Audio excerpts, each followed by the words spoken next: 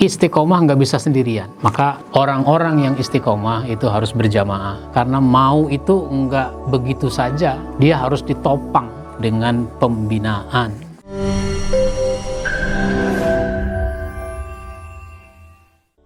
Assalamualaikum warahmatullahi wabarakatuh. Alhamdulillahilladzi arsala rasulahu bil huda wa dinil haq liyuzhirahu 'alad dini kullihi walau karihal kafirun. Asyhadu an la ilaha illallah wahdahu la syarikalah wa asyhadu anna Muhammadan abduhu wa rasuluh. Allahumma salli wa sallim wa barik ala nabiyyina Muhammadin wa ala alihi wa ashabihi ajma'in, amma ba'd. Saudaraku kaum muslimin, para pemirsa dimanapun Anda berada, setiap kita pasti ingin menjadi orang-orang yang istiqomah. Sekarang caranya bagaimana biar supaya kita bisa istiqomah? Caranya ada 4. Yang pertama, kemauan yang kuat. Jadi kalau kita istiqomah, maunya dulu. Kalau orang tidak mau atau kemauannya tidak kuat, dia nggak bisa istiqomah. Misalnya saja ada orang mengatakan, zaman sekarang mana bisa jujur.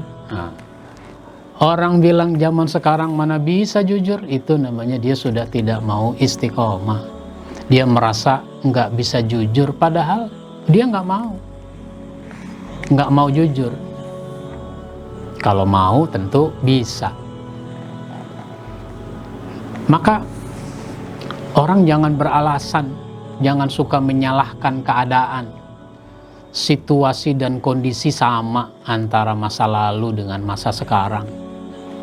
Tetapi diingatkan, kepada Nabi juga diingatkan, kalau soal sulit dalam perjuangan, orang dulu jauh lebih sulit.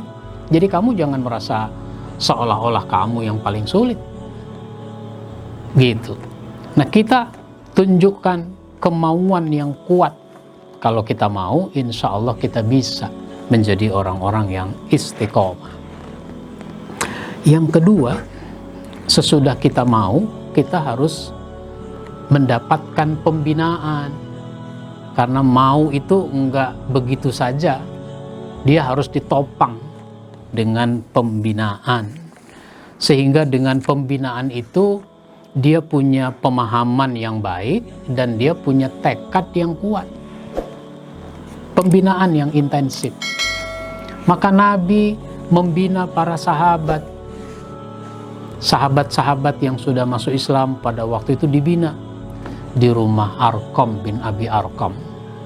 Biar supaya apa? Biar supaya mereka ngerti, paham. Lalu punya karakter di dalam hidupnya. Ini pentingnya pembinaan. Nanti ketika sudah di Madinah, itu para sahabat juga terus dibina. Di mana membinanya? Itu di masjid. Karena sudah punya masjid di Madinah itu. Sehingga masjid menjadi pusat pembinaan kaum muslimin. Nah, sekarang kita melakukan proses pembinaan diri di mana saja. Bisa mencari sendiri, bisa dengan keluarga, bisa dengan teman-teman dalam organisasi, semuanya bisa. Yang penting orang mengikuti pembinaan agar punya pemahaman yang benar, pemahaman yang utuh, dan punya sikap yang selalu diperjuangkan. Allah Subhanahu wa ta'ala berfirman di dalam surat Al-Jumu'ah ayat yang kedua, Huwallazi ba'atha fil ummiyina rasulan minhum yatslu alaihim ayatihi wa yuzakkihim wa yu'allimuhumul kitaba wal hikmah wa in kanu min qablu lafi dhalalim mubin. Dialah yang mengutus seorang rasul kepada kaum yang buta huruf dari kalangan mereka sendiri, yang membacakan kepada mereka ayat-ayatnya, menyucikan mereka, mengajarkan kepada mereka kitab dan hikmah, meskipun sebelumnya mereka benar-benar dalam kesesatan yang nyata. Jadi dalam rangka pembinaan, Rasulullah Shallallahu Alaihi Wasallam mengajarkan membina para sahabat dengan membacakan kepada mereka ayat-ayat Allah. Jadi pembinaan itu dengan mengajarkan ayat-ayat Allah, Al-Quran. Terus apa lagi? Menyucikan jiwa. Nah, jiwanya disucikan dari sifat-sifat yang buruk. Jangan sampai orang sombong, jangan sampai orang bakhil, jangan sampai orang pengecut, dan seterusnya. Dibersihkan jiwanya. Dan mengajarkan kepada mereka kitab dan hikmah, yaitu sunnah. Al-Quran dan sunnah itu diajarkan. Kalau kita mau belajar tentang Al-Quran dan sunnah, itu tidak ada habis-habisnya. Banyak sekali yang harus kita kaji, yang harus kita pelajari. Dan ini diajarkan. Bahkan orang harus berusaha sendiri dengan membaca buku-buku tafsir, membaca hadis-hadis dan uraiannya, sehingga semakin banyak nanti yang kita ketahui. Sehingga kalau sudah begitu, terhindar kita dari kesesatan. Kita tinggalkan dunia yang sesat kepada jalan yang benar. Lalu yang ketiga, kalau kita mau istiqomah, itu diperlukan keteladanan. Diperlukan keteladanan. Oleh karenanya, Rasulullah Shallallahu Alaihi Wasallam menjadi profil yang kita teladani. Banyak hal yang harus kita teladani dari beliau. Ketaatannya kepada hukum dari Allah, itu kita teladani. Sehingga Rasulullah itu meskipun berat yang harus dilaksanakan, beliau tetap laksanakan. Seperti beliau diperintah untuk menikah dengan Zainab. Oh, itu berat. Kenapa berat? Apa kurang cantik, kurang muda? Bukan. Masalahnya Zainab itu janda dari Zaid bin Harisah. Zaid bin Harisah itu anak angkat Nabi. Yang orang-orang kafir, bahkan sampai sekarang, di antara kaum muslimin kadang-kadang karena nggak paham, anak angkat itu dianggap sama dengan anak kandung. Maka untuk menegaskan bahwa anak angkat bukan anak kandung, Rasul disuruh menikah dengan jandanya anak angkat. Oh, ini berat. Nanti apa kata orang? Bisa dibully kalau bahasa sekarang. Tapi inilah namanya istiqomah. Sehingga beliau diteladani. Maka kita belajar dari banyak hal dari profil Rasulullah Shallallahu Alaihi Wasallam tentang keistiqomahan itu.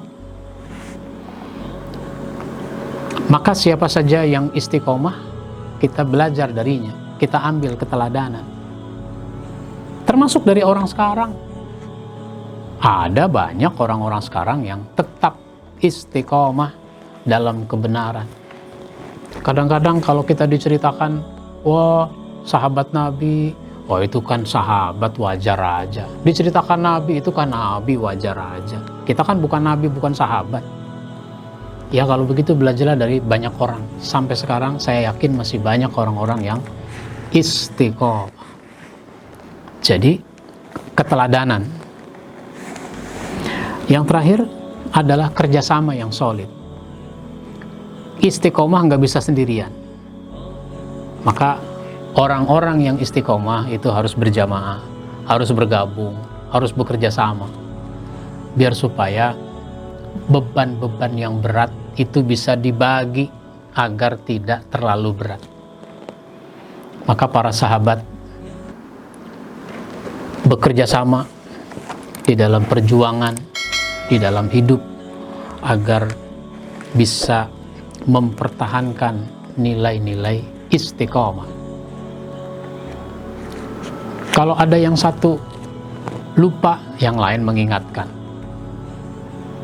Kalau ada yang satu lemah, yang lain menguatkan.